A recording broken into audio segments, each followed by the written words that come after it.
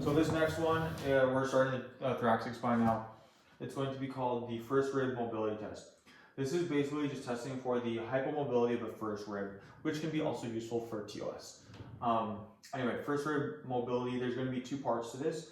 There's going to be a supine part and then a prone part. So let's start with supine. So what I'm going to feel for, have your patient supine facing up, and then you're going to feel for his first rib. You can find that by kind of just tracking along the transverse processes and just kind of bring your finger pads inferiorly until you find that first bump here. And to confirm that you're on it, this is going to be the first part of the first stage of the first rib mobility.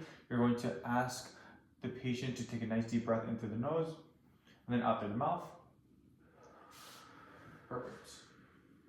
And then what we're doing is we're feeling if that rib, because scalenes are going to attach from the transverse process all the way down to that first rib, the anterior scalene, and also the middle scalene. So when he breathes, I should feel the bony part of the rib come up.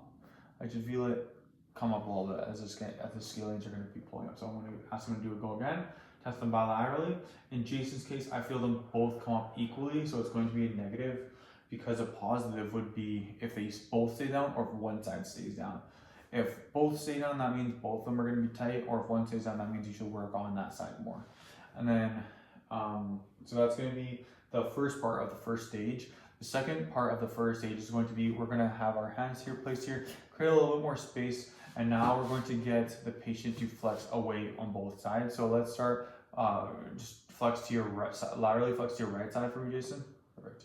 I'm going to feel his left rib 1 to see if it elevates with that side flexion, and it does, and relax. And then now I'm going to feel for your right rib 1, go, side flex to the left. And I also feel that come up as well. Any pain there, Jason?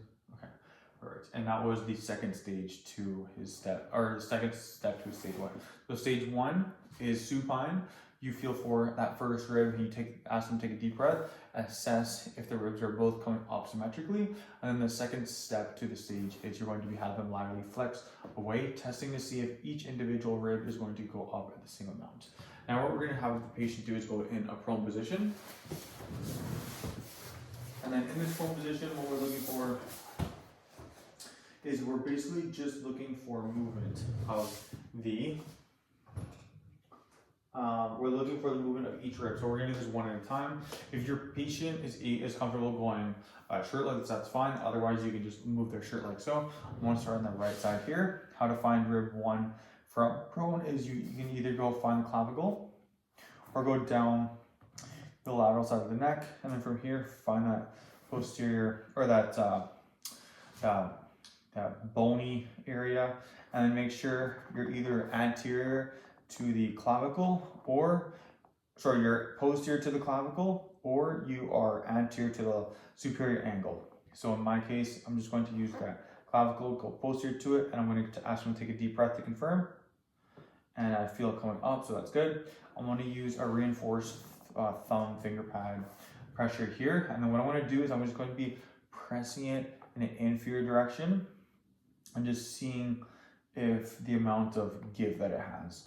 It should be a little bit mobile, but if you don't feel any give, that means it could be hypermobile on that side. I'm going to do, that was the first step of the second stage. Now I'm going to do the second step of the other stage. It's going to be the exact same thing, just on the other side. So I'm doing the same thing here, pushing down, assessing to see the give, the mobility of that first rib. And it seems about the same. If it didn't, and you assess that one side is more restricted than the other, then obviously you're going to want to work more on that side for the scales.